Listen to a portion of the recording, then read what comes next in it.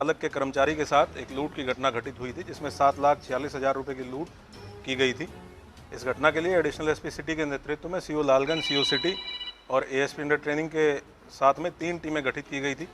पिछले 1 सप्ताह के दौरान इन तीनों टीमों द्वारा लगातार कार्य करते हुए लगभग 70 किलोमीटर के रोड एरिया पर सीसीटीवी फुटेज खंगाली गई, जिसमें 109 सीसीटीवी फुटेज का डेटा हमारे पास इकट्ठा हुआ।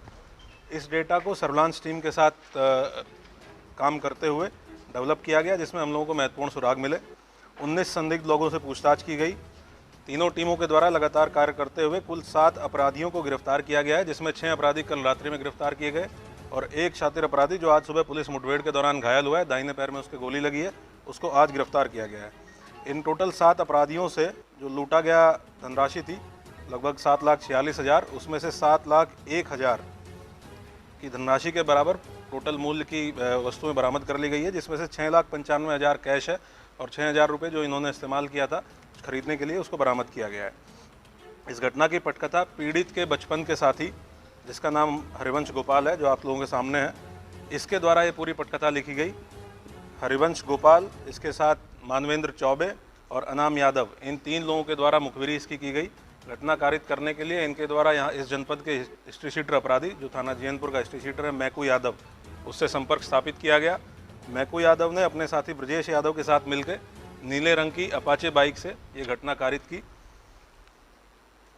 रामचंद्र उर्फ मैकू यादव, ये थाना जैनपुर का हिस्ट्री शीटर अपराधी है। ये जनपद मऊ से गैंगस्टर एक्ट में वांछित भी था और 50,000 का पुरस्कार इसके ऊपर आईजी रेंज सर आजमगढ़ के द्वारा घोषित था। आज सुबह पुलिस मुठभेड़ के दौरान 5:45 बजे लगभग थाना रानी की सराय की टीम के द्वारा इसको गिरफ्तार किया गया है। इस दौरान इसके दाहिने पैर में गोली भी लगी है और इसके पास से लूटे गए लगभग 2.25 लाख रुपए, घटना में प्रयुक्त बाइक, अवैध असला और कारतूस बरामद किए गए हैं। टोटल 7 लोगों की गिरफ्तारी की गई है। इन लोगों से विस्तृत रूप से पूछताछ की गई है। इनके साथियों के बारे में और भी पूछताछ अभी जारी है। अपराधी मैकू यादव के बारे में जानकारी प्राप्त हुई है कि ये अपने और अपने साथियों की जमानत के लिए भी फर्जी जमानतदार का प्रयोग करता है। तो इसके पूर्व में जितने जमानतदार रहे हैं उनका भी डिटेल निकाला जा रहा है। उनके बारे में पूछताछ की जाएगी। जो भी लोग इसमें संलिप्त होंगे उनके विरुद्ध भी कठोर कार्रवाई इंश्योर की जाएगी। इसके साथ साथ ये भी बात प्रकाश में आई है कि 3 अपराधी जो जेल में हैं उनकी जमानत के लिए भी ये प्रयासरत था और उसमें भी इस धनराशि का उपयोग, जो लूटी गई धनराशि है, इसका प्रयोग किया जाना था। जो तीनों अपराधी जेल में हैं उनको भी इस अभियोग में मुलजिम बनाया गया है और जो भी लोग इसमें शामिल होंगे उनको भी प्रकाश में लाया जाएगा। वर्तमान में 7 व्यक्तियों को इसमें अभी वांछित किया गया है। इस पूरे घटना 2 लोगों के द्वारा कारित की गई, मैकू यादव, ब्रजेश यादव, 3 लोगों के द्वारा इस घटना की मुखबिरी की गई। इसके अलावा बाकी लोग, जितने लोग इसमें साजिश में शामिल थे और घटना करने के बाद जिनके द्वारा इन अपराधियों को शरण दी गई, उनको भी गिरफ्तार किया गया है। इसमें एक वीरेंद्र यादव, जो प्रधान प्रतिनिधि अपने आप को बताता है, जनपद बलिया का रहने वाला है, उसको भी गिरफ्तार किया गया है। जो इस पूरी घटना के अनावरण के लिए टीमें गठित की गई थी एडिशनल एसपी सिटी के नेतृत्व में, हमारे तीनों सीओज के साथ में, इस पूरी टीम को मेरे द्वारा 25,000 रुपये का पुरस्कार दिया जा रहा है, क्योंकि इन लोगों ने 7 दिन के अंदर बहुत अत्यंत विस्तृत तरीके से मेहनत करते हुए घटना का अनावरण किया है।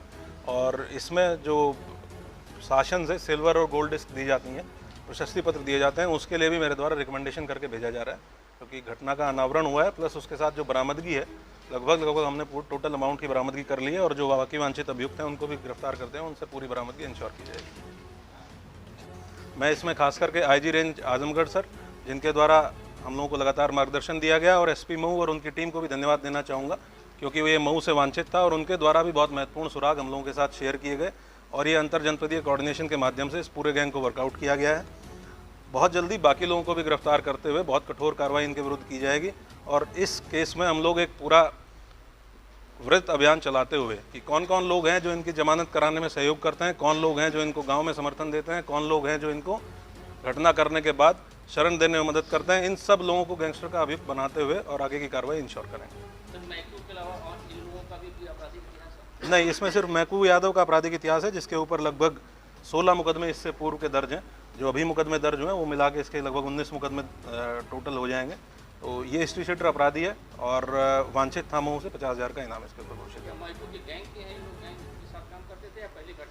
मैकू जो अपराधी है वो नए नए लड़कों को अपने साथ जोड़ के और उनसे घटनाएं कारित करवाता है। जैसे ब्रजेश यादव जो अपराधी पकड़ा गया है इसके साथ, जिसने घटना की थी, उसको भी इसने अपने साथ पहली बार जोड़ा था और उसको बाइक पे बैठा के लाया था। जो ब्रजेश यादव है वो बाइक चला रहा था नीली अपाचे, और मैको के द्वारा जो बैग छीनने की घटना की गई वो मैको यादव के द्वारा की गई। जो जिस बाइक से घटना हुई है उस पर 2 लोग बैठे हुए थे, 3 लोग दूसरी, हाँ, बाकी मुखबिरी में 3 लोग और थे, और बाकी लोगों के द्वारा जो प्लानिंग की गई, पूरी प्लानिंग, और उसके बाद घटना करने के बाद शरण देना, पैसे का बंटवारा करना, बाकी लोग उस सब जगह के हैं। इसमें बलिया के भी रहने वाले हैं, जीयनपुर के भी रहने वाले हैं, शहर के भी रहने वाले हैं।